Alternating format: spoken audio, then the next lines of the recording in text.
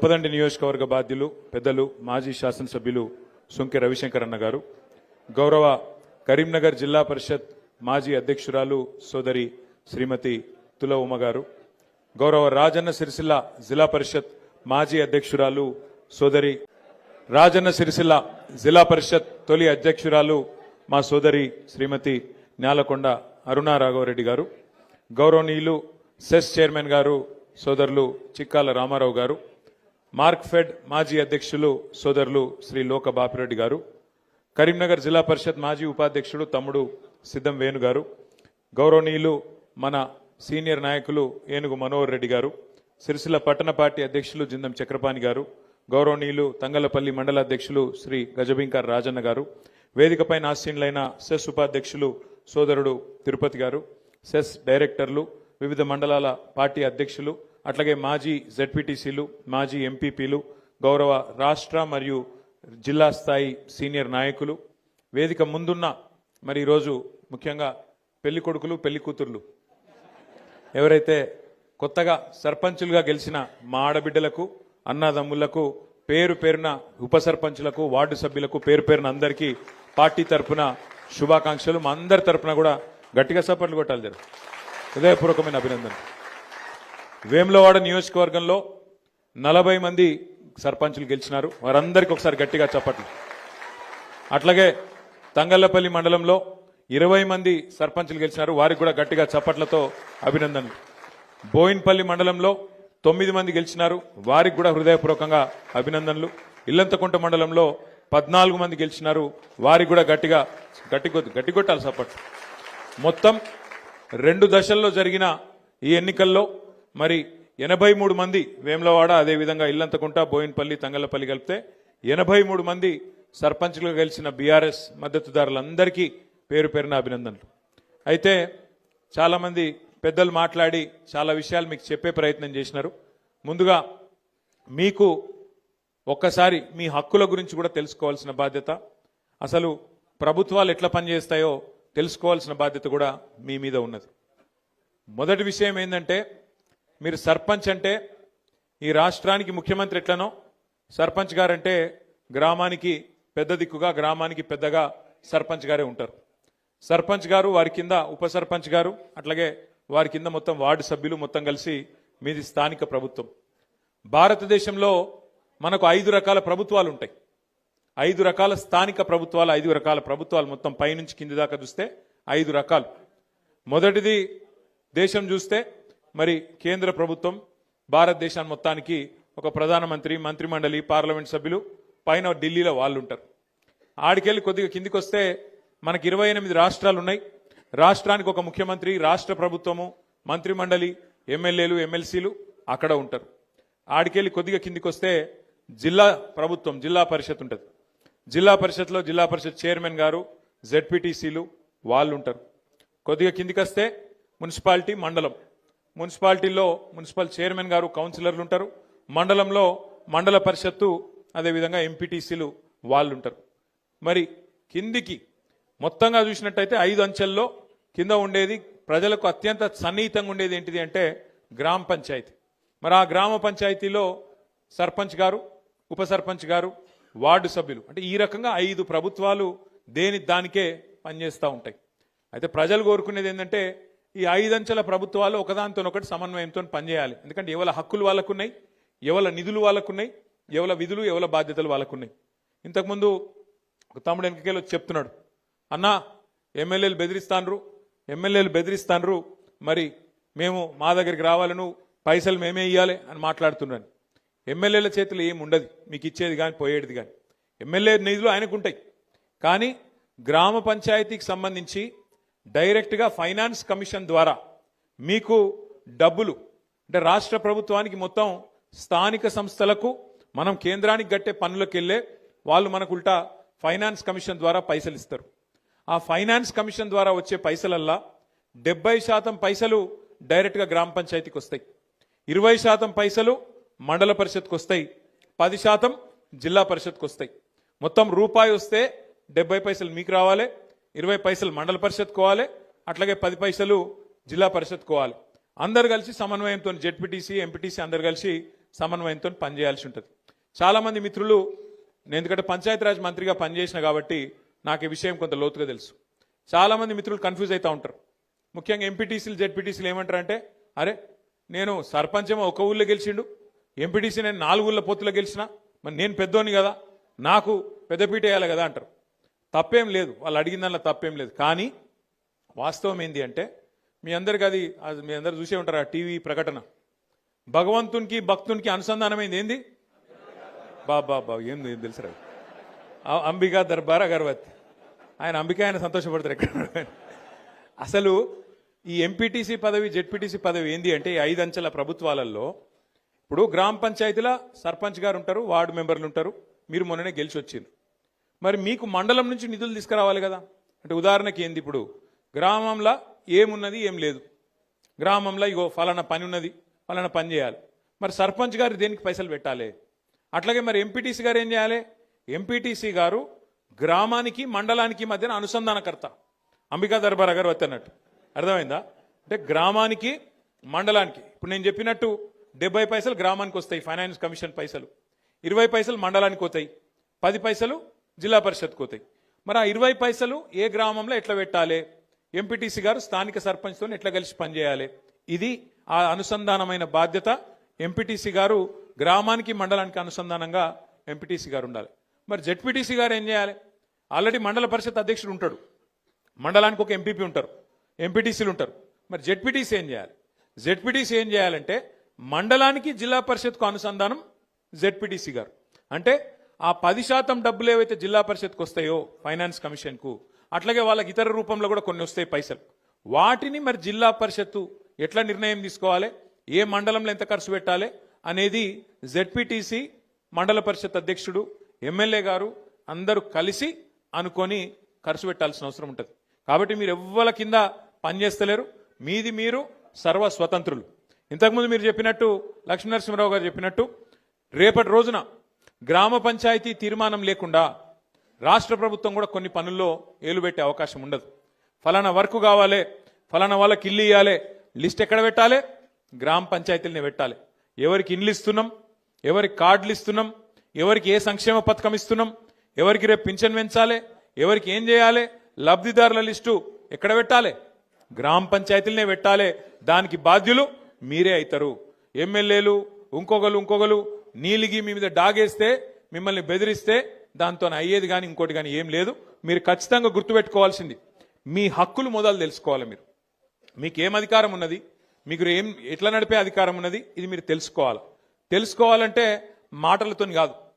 అందుకే నేను జిల్లా ప్రెసిడెంట్ గారిని కోరుతా ఉన్నా, లక్ష్మీనరసింహరావు గారిని, రవిశంకర్ గారిని, అట్లాగే మా మానకొండూరు ఎక్స్ఎమ్మెల్యే గారిని కూడా కోరుతా ఉన్నా. మనం ఇప్పుడు సర్పంచ్ ఎలక్షన్లు 17 తారీఖు నాడు 3వ విడత కూడా అయిపోతాయి. అయిపోయాక జిల్లా పరిషత్ ఎలక్షన్, మండల పరిషత్ ఎలక్షన్ కూడా ప్రభుత్వానికి పెట్టక తప్పది. మరి జనవరిలో పెడతారా, ఫిబ్రవరిలో పెడతారా తెలియదు, పెడతారా అంటుండ్రు. అది కూడా పెట్టుకున్నాక అది కూడా పూర్తి అవుతుంది. పూర్తి అయిపోగానే మనం గెలిచిన జెడ్పీటీసీలు, ఎంపీపీలు, ఎంపీటీసీలు, సర్పంచులు, ఉప సర్పంచులు, వార్డు సభ్యులు అందరితో కలిసి మీకు ఒక వర్క్షాప్ పెడతాం. మనం పెద్దలను పిలుస్తాం. ఎవరెవరైతే గతంలో పంచాయతీరాజ్ డిపార్ట్మెంట్లో పనిచేసిన వాళ్ళు ఉన్నారో పెద్దలు, డిపిఓలుగా, డిఎల్పిఓలుగా పనిచేసిన పెద్దలు ఉంటారు, మంచి నిష్ణాతులు ఉంటారు, నిపుణులు ఉంటారు. వాళ్ళని పిలిచి తెలంగాణ పంచాయతీరాజ్ చట్టం ఏంటిది, అందులో సర్పంచ్ గారి విధులేంది, ఎంపీటీసీ గారి విధులేంది, మీ హక్కులేంది, వాటిని ఒకవేళ ప్రభుత్వం ఏమైనా కాలరాసే ప్రయత్నం చేస్తే, ఇప్పుడే మా తమ్ముడు వచ్చి చెప్తా ఉన్నాడు, ఏం పేరు తమ్ముడు మర్చిపోయినరా, అంజీ చెప్తున్నా నాకు వచ్చి, అన్నా మా ఎమ్మెల్యే ఓడిపోయినాను బాగా బాధలున్నాడు, చాలా గెలుస్తా అనుకున్నాడు, ఓడిపోయిండు, బాగా బెదిరించిండు. ఒక ఎమ్మెల్యేనే కాదు తమ్మి, ముఖ్యమంత్రి ఏమో తిరుగుతాండు ఈ ప్రచారంలో, మీరు చూసిర్రు. నాకు తెలిసి చరిత్రలో జరగలే. పంచాయతీ ఎలక్షన్లో, సర్పంచ్ ఎలక్షన్లో ముఖ్యమంత్రి తిరగంగా నేనైతే ఎప్పుడు చూడలే.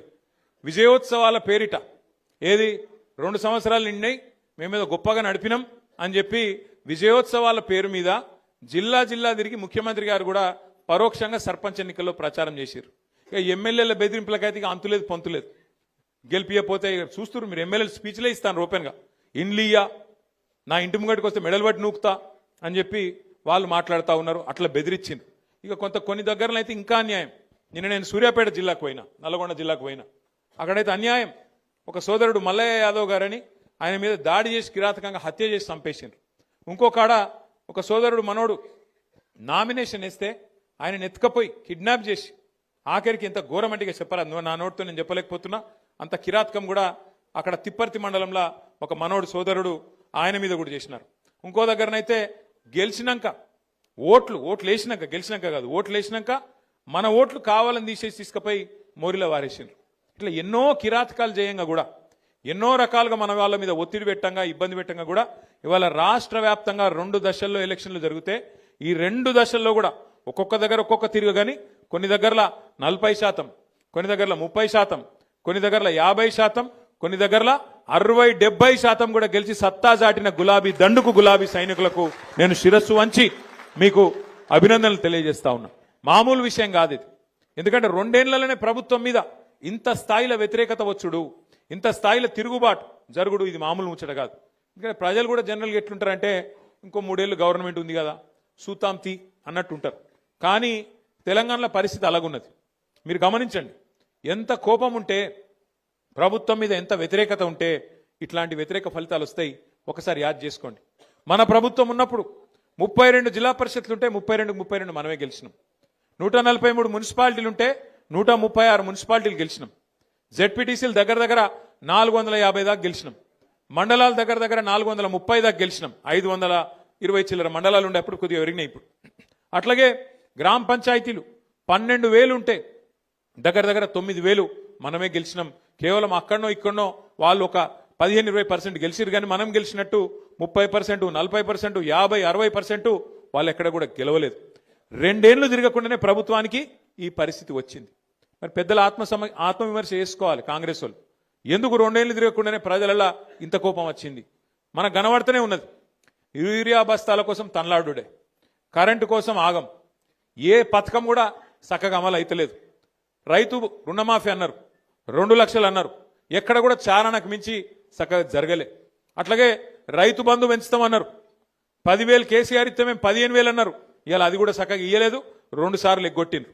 ముసలోళ్ళకు పెన్షన్ పెంచుతామని చెప్పి ఆశ పెట్టి 2,000 4,000 చేస్తామని ఆశ పెట్టి ఆ 2,000 కూడా 2 నెలలు ఎగ్గొట్టింది ఈ ప్రభుత్వం.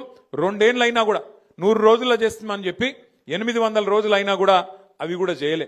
మహిళలకు మోసం చేసిండ్రు, నెలకు 2,500 అన్నారు, తులం బంగారం అన్నారు, అవి కూడా ఇయ్యలే. ఇవన్నీ చేయబట్టి ఇలా ప్రజలల్లా విపరీతమైన కోపం ఉన్నది. కానీ మనం బాధపడవలసిన అంశం కానీ భయపడవలసిన అవసరం కానీ ఎంత మాత్రం లేదు.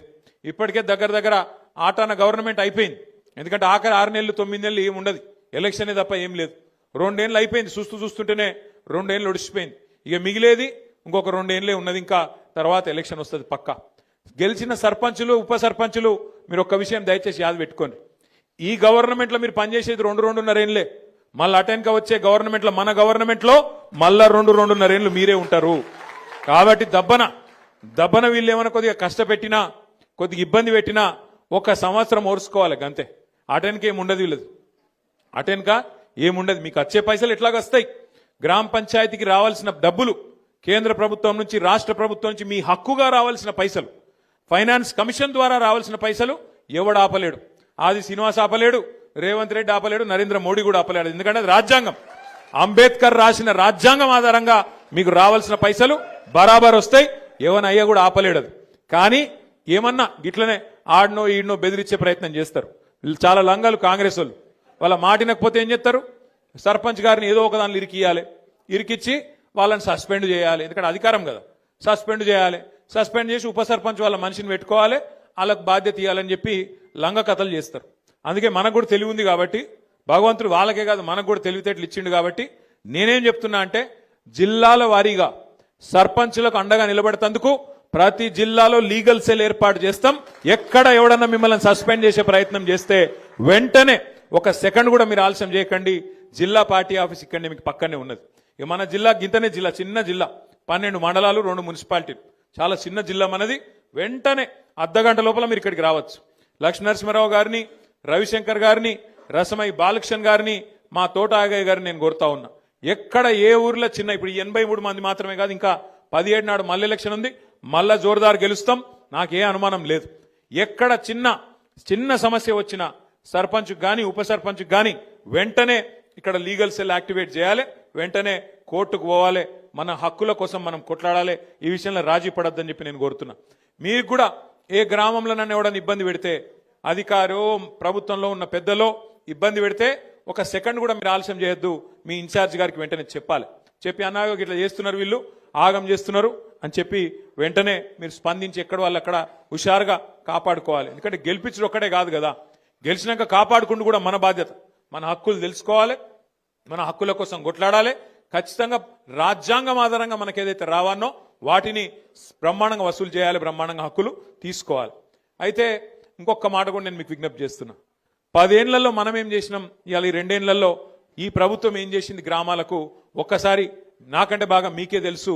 ఒకసారి యాద్ చేసుకోండి, ప్రజలకు కూడా యాద్ చేపియండి. 10 ఏళ్లలో మన ప్రభుత్వం ఉన్నప్పుడు భారతదేశానికే ఆదర్శంగా పల్లెలను నిలిపిండు కేసీఆర్ గారు. ఇదేదో నేను మనకు మనమే కితాబిచ్చుకుంటలేం, మనకు మనమే సర్టిఫికెట్ ఇచ్చుకుంటలేం. మన రాజన్న సిరిసిల్ల జిల్లా పరిషత్కు కేంద్ర ప్రభుత్వమే ఉత్తమ జిల్లా పరిషత్ అవార్డు కూడా మన జిల్లాకే ఇచ్చింది. యాద్ చేసుకోండి మీరు ఒక్కసారి. అట్లాగే భారతదేశంలో జనాభా పరంగా చూసుకుంటే మన జనాభా ఎంత? మనం 3% కంటే తక్కువ ఉంటాం. మొత్తం దేశం జనాభా 145 కోట్లయితే మనం 4 కోట్లు, అంటే 3% కంటే తక్కువ. కానీ 3% కంటే తక్కువ జనాభా ఉన్న రాష్ట్రం కేంద్రం పంచాయతీ రాజ్ అవార్డులు ఏది ఉత్తమ పంచాయతీలు ఎక్కడున్నాయని ప్రకటిస్తే 3% కంటే తక్కువ జనాభా ఉన్న రాష్ట్రం 30% అవార్డులు కొట్టినాం మనం కేసీఆర్ గారి నాయకత్వంలో ఉత్తమ పంచాయతీలు. మరి ఇది భారతదేశంలోనే రికార్డు, ఏ ప్రభుత్వం కూడా ఇంతవరకు సాధించలేదు రికార్డు. ఎట్లొచ్చినాయి అవార్డులు? మరి ఉత్తగానే వచ్చినాయా? పైరవి చేస్తే వచ్చినాయా? కాదు, పని చేస్తే వచ్చినాయి. ఏం పని చేసినాం? ప్రతి ఊళ్ళో ఒక నర్సరీ పెట్టినాం, ప్రతి ఊళ్ళో ఒక డంప్ యార్డ్ పెట్టినాం, ప్రతి ఊళ్ళో ఒక ట్రాక్టర్ పెట్టినాం, ప్రతి ఊళ్ళో ట్యాంకర్ పెట్టినాం, ఒక ట్రాలీ పెట్టినాం, ప్రతి ఊళ్ళో ఒక శ్మశాన వాటిక పెట్టినాం, ప్రతి ఊళ్ళే ఒక పల్లె ప్రకృతి వనం కట్టినాం. ప్రతి ఊరికి ఒక ప్రణాళిక, మన ఊరు మన ప్రణాళిక అనే ఒక ఆలోచన తీసుకొచ్చి ఎవల నిధులెన్ని ఎవల విధులేంది అని డిసైడ్ చేసి నెల నెల టంచన్గా మనకు ఫైనాన్స్ కమిషన్ నుంచి వచ్చే పైసలు బ్రహ్మాండంగా గ్రామ పంచాయతీలకు అందజేసినాం. అందజేస్తే ఏం జరిగింది? పని జరిగింది. ఒక చెట్టు పెడితే చెట్టు చచ్చిపోవద్దు అని చెప్పి హరితహారం కార్యక్రమం ప్రారంభిస్తే కేసీఆర్ గారు పంచాయతీరాజ్ చట్టంలో పెట్టిండు. ఏమని? 85% చెట్లు బతకాలే, బతికేటట్టు చూసుకునే బాధ్యత సర్పంచులు, ఉప సర్పంచులు, వార్డు సభ్యులు మీరే తీసుకోవాలని. ఇలా కొన్ని ఊర్లు తిరుగుతుంటే నిజంగా కడుపు నిండినంత సంతోషం అవుతుంది. ఆ పెరిగిన చెట్లు, ఏపుగా పెరిగిన చెట్లు అద్భుతంగా నీడనిస్తుంటే, మన పిల్లలకు రక్షణ ఇస్తుంటే గొప్పగా హృదయం ఆనందంతో ఉప్పొంగిపోతుంది. నిన్న నేను సూర్యాపేట జిల్లాకు పోయి ఆడికెళ్ళి మన తుంగతుర్తికి వెళ్ళి సూర్యాపేట పోతుంటే అక్కడ మధ్యలో ఒక ఊర్లో ఆగిన, మనోళ్ళు ఆపితే, అక్కడ అప్పుడే ఎలక్షన్ అయింది, కౌంటింగ్ అవుతుంది, మనోళ్ళు ఆపినరు, ఆగిన నేను. ఆగితే ఆ ఊరు పేరు ఏపూరు. ఆ ఏపూరు అనే గ్రామం నిజంగా ఎంత గొప్పగా అనిపించిందంటే నాకు, మంచిగా ఆడ చెక్ డ్యామ్ కట్టిరు. ఆ చెక్ డ్యామ్ పక్కన మొత్తం నీళ్ళు ఆగి ఉన్నాయి. మంచిగా బతుకమ్మ ఘాటు కట్టుకున్నారు, ఆడ మంచి ఇట్లా మెట్లు కట్టుకున్నారు. పెద్ద ఊరు, దగ్గర 3000 ఓట్లుంటాయి, పెద్ద ఊరు. ఆ ఊళ్ళే మొత్తం ఒక వైకుంఠ ధామం కట్టిరు, ఒక పెద్ద శివుని విగ్రహము, వైకుంఠ ధామము, మంచి కాంపౌండ్ వాళ్ళు, బ్రహ్మాండంగా ఉత్తమ గ్రామ పంచాయతీగా వాళ్లకు దేశంలోనే అవార్డు వచ్చింది. అట్లా ఆ తీరుగా పనిచేయాలి చేస్తే. ఎందుకంటే సర్పంచ్ చేయాలి, మీరు గెలిచిర్రు, సంతోషం, 5 ఏళ్లకు మీరే ఉంటారు, గ్రేటు. కానీ పని చేసి చూపెడితే, పని చేసి ప్రజలకు, ఎందుకంటే ప్రతి ఒక్కరు మీరు మాట ఇచ్చింటారు, ఫలానా పని ఫలానా పని ఫలానా పని నేను చేస్తా అని చెప్పింటారు. కాబట్టి మనం చేయాల్సిందల్లా ఏంటంటే పదవులకు వచ్చుడు ముఖ్యం కాదు, పదవులకు వచ్చినాక ఆ పదవికి వన్నె తెచ్చే విధంగా, ఆ పదవికి గౌరవం పెంచే విధంగా ప్రజల ముందు నడుచుకుంటేనే మనని యాది పెట్టుకుంటారు. ఇగో ఫలానా సర్పంచ్ గారు ఉన్న టైంలో ఇగో ఫలానా పని అయింది, ఇంత గొప్పగా పనిచేసి మా ఊరును బాగా చేసిండ్రు అనే విధంగా ఆలోచించడం జరుగుతుంది. ప్రజలు కూడా యాద్ చేసుకోవడం జరుగుతుంది. ఎందుకంటే పదవులు పోతాయి, ప్రాణాలు కూడా పోతాయి, కానీ మిగిలేది పేరు ఒక్కటి మాత్రమే. మిగిలేది మనిషికి జీవించినంత కాలం మంచిగా పనిచేస్తే మరణించిన తర్వాత కూడా మిగిలేది పేరు ఒక్కటే.